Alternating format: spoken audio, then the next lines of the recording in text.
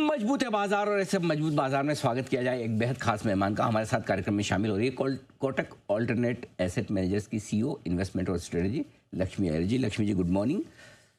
सब जगह लक्ष्मी जी है, मार्केट में हो, गोल्ड में हो, सब जगह आप ही छाई हुई है। पहले गोल्ड से शुरुआत करते हैं। और पिछली बार भी आपसे गोल्ड के बारे में बात हो रही थी, आप बड़ी बुलिश भी थी। अब तो लो 1 लाख भी पहुंचने आया है, क्या करें? Good morning Anil ji. तो गोल्ड तो definitely student of the year पिछले साल भी रहा है, स्टूडेंट ऑफ द ईयर इस साल का भी दर्जा लगता है गोल्ड को ही। अब हालांकि अब तो साल शुरुआत हुई है, पर जो सेंट्रल बैंकर्स हैं वर्ल्ड ओवर काफी सारा सोने की खरीदारी कर रहे हैं। और ये जो यूएस टैरिफ के चलते जो विश्व भर में जो अनसर्टिनिटी हुई है उसका किसी को अब तक खुलासा नहीं हो रहा है। तो जब ऐसी परिस्थिति आती है तो लोग गोल्ड की तरफ ही उनका रुझान बढ़ जाता है।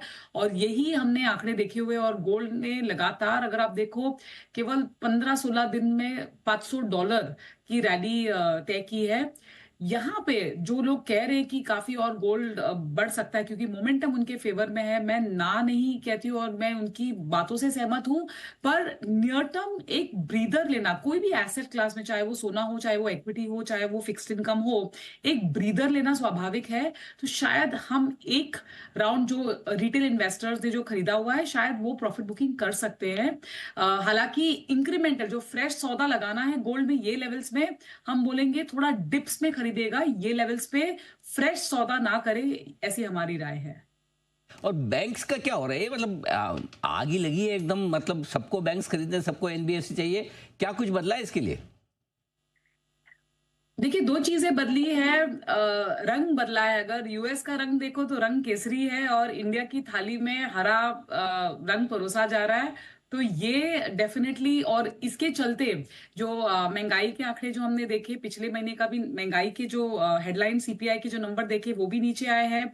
तो ये ब्याज दरों के लिए काफी पॉजिटिव है। और हमने अनिल जी आपके शो में डिस्कस ये किया हुआ था कि जो इंटरेस्ट रेट सेंसिटिव, जिसको ब्याज दर अगर घटेंगी या बढ़ेंगे उससे जो फायदा या नुकसान होगा, वो खासकर बैंकिंग एंड फाइनेंशियल क्षेत्र है। खासकर उसमें बैंक्स भी है और एनबीएफसी भी आते हैं और जो हाउसिंग फाइनेंस कंपनीज, ये सारी जो पैक है, इन पैक के लिए अभी भी फायदेमंद रह सकता है। क्योंकि जो माहौल है वो काफी बदल चुका है और बदलते माहौल में आपको अपने विचार भी बदलने होंगे। और सेंट्रल बैंकर्स ने भी ये दर्शाया है कि उनको भी एजिलिटी दिखानी पड़ेगी। और ये सारी चीजें जो ऑल टाइम हाई के बावजूद भी हमें लगता है कि इसमें खरीदारी बनी रहेगी। Okay, perfect. ये आपके लिए बढ़िया मौका। चलिए बैंक निफ्टी पर और बैंकिंग शेयर पर अब आइए बात करते हैं थोड़ी अमेरिका की भी, जहां से बार बार डर लगता है। तो अभी आजकल माहौल ऐसा है कि कमजोर ग्लोबल और मजबूत लोकल। तो ये ग्लोबल कहीं हमारी पार्टी में आके कभी ऐसा विघ्न तो नहीं डालेंगे, मतलब कुछ बिगाड़ तो नहीं देंगे मूड हमारा? देखिए, रंग में भंग और भांग स्वाभाविक है, तो ये तो अपने को झेलना पड़ेगा। और ये मार्केट की वोलेटिलिटी बरकरार रहेगी, लेकिन दो चीजों पे निवेशकों को गौर फरमाना बहुत जरूरी है। एक जो चीज है डॉलर इंडेक्स। डॉलर इंडेक्स जो है, काफी सारे करेंसीज उनके साथ जुड़े हुए हैं, बास्केट ऑफ करेंसीज। अब ये इसकी जब गणित ऊपर की तरफ जाती है, 109 तक गया था, मतलब डॉलर मजबूत है। अब ये हट के नीचे घट के 100 के नीचे आ गया है, ऑलमोस्ट 98 लेवल्स पर, 98 98.5 के आसपास है। शायद ये और थोड़ा नीचे जा सकता है। जब ये परिस्थिति आती है तब जो इमर्जिंग मार्केट्स की जो परसेप्शन है वो थोड़ी बेहतर हो जाती है। और इमर्जिंग मार्केट्स के शेयर बाजार को अगर आपको ओनरशिप करनी हो तो उसका रिस्क प्रीमियम घट जाता है।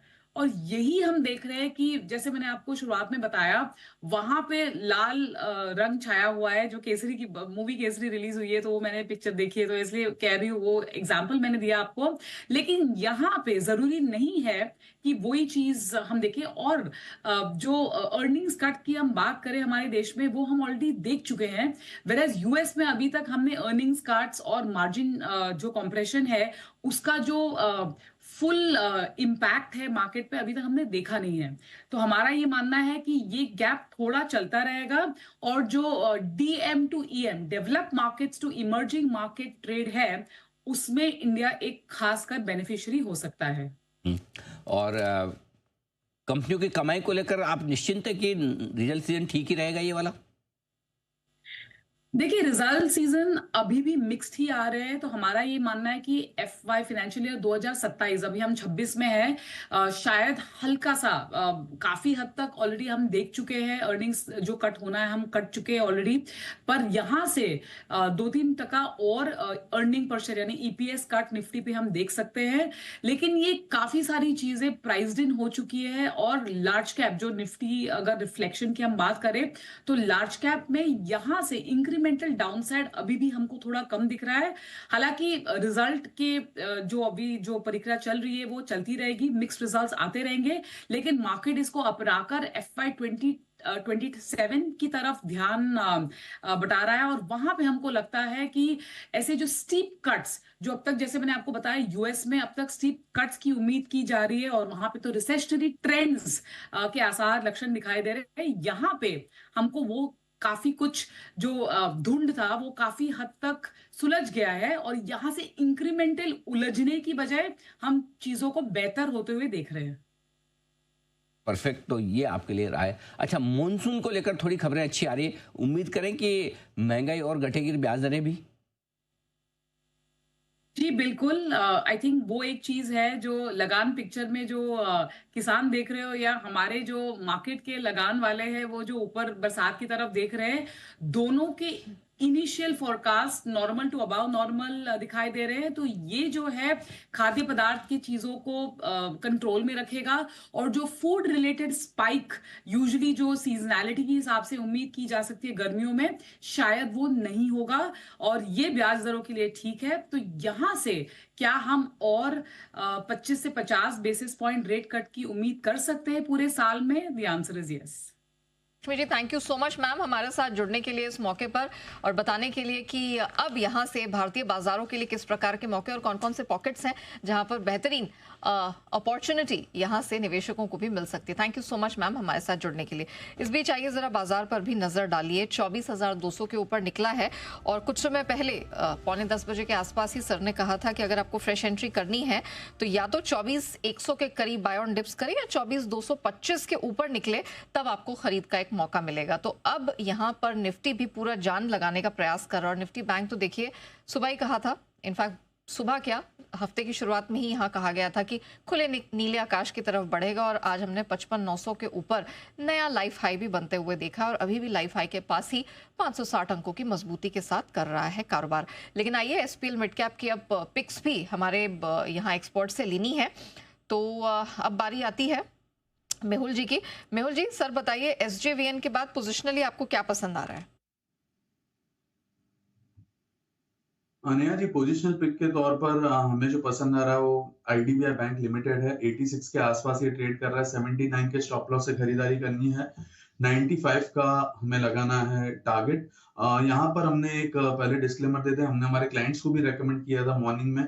एक मेजर रेंज ब्रेकआउट देखने मिला इस काउंटर में, काफी समय से कंसोलिडेट कर रहा था about 200 days simple moving average. अब फाइनली जब बैंकिंग स्टॉक्स में ब्रेकआउट आ रहे हैं तो इसमें भी ब्रेकआउट देखने मिला। अक्टूबर 2024 के बाद पहली बार ये अच्छे से सस्टेन कर रहा है 200 डे सिंपल मूविंग एवरेज के ऊपर। डेली एडीएक्स की बात करें तो 20 के ऊपर चलना स्टार्ट हो गया, तो एक अच्छा मोमेंटम यहाँ से देखने मिल सकता है। खरीदारी करनी है 86 से लेकर 83 के रेंज में, टारगेट रहेगा 95 का।